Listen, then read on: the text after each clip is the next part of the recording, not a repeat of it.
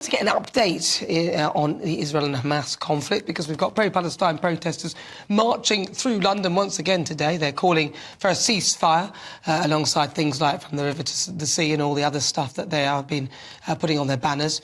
But my next guest will have no truck with all of that. It is, of course, Mr. Fire Uri Geller. He's live from Israel. Uri, thank you so much for joining me. Well, I mean, we've still got our protests going on here in the UK. And they are still chanting all the wrong sort of things. I think it's terrible. Well, let me clear a few things. This is very interesting.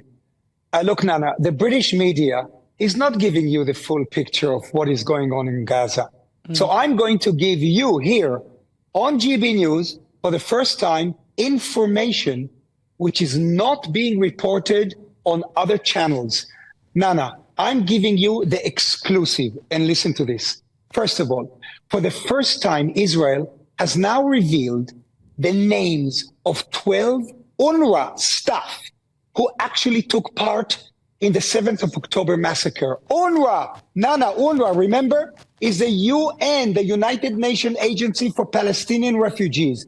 We now know exactly who these people are. One is a social worker, one is a clerk, one is a math teacher, and one is even an elementary school teacher. And they're all terrorists who are active members of Hamas.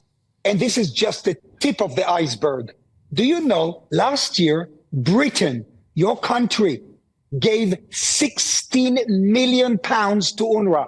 16 million pounds, which could have gone to the NHS. But instead, it went to terrorists. Stop funding UNRWA.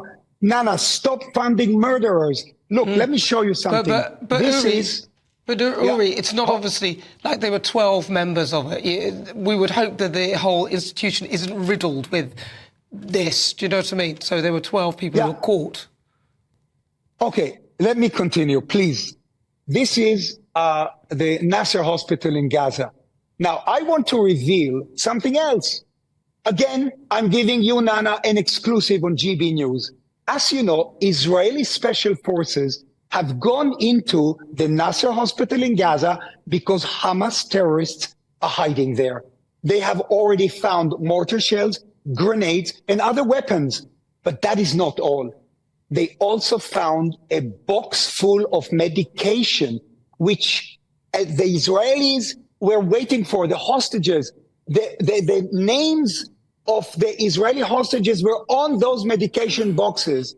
This appears to be medication which the Red Cross agreed to get to the hostages, but instead it has been dumped. This is horrifying because these are life-saving medications. And then to finish, Nana, let me ask you, I'm asking you and your guests, if terrorists massacred 1,200 British people and then they went to hide either in the Chelsea or Westminster Hospital, what would you do?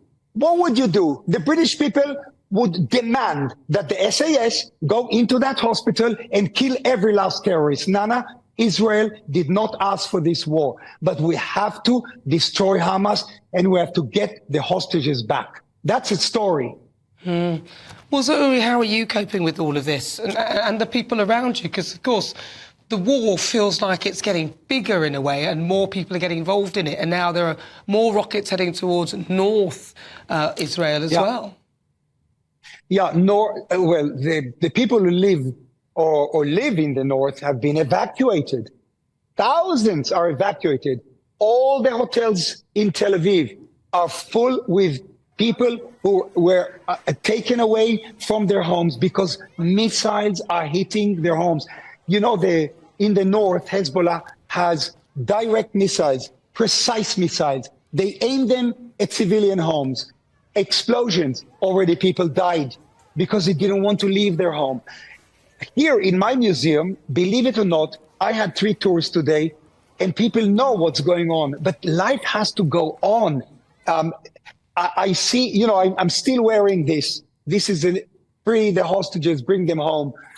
There is a war going on right now. As I speak to you, there's a war going in Gaza and there's a war going on in the north. People are trying to somehow get used to this situation. It's not easy, but this is life.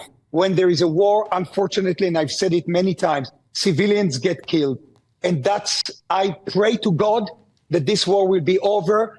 If they return the hostages to us, return them, the war will stop. Uri Geller, always good to talk to you. Thank you so much for your thoughts. That's Uri Geller. He's live in Tel Aviv.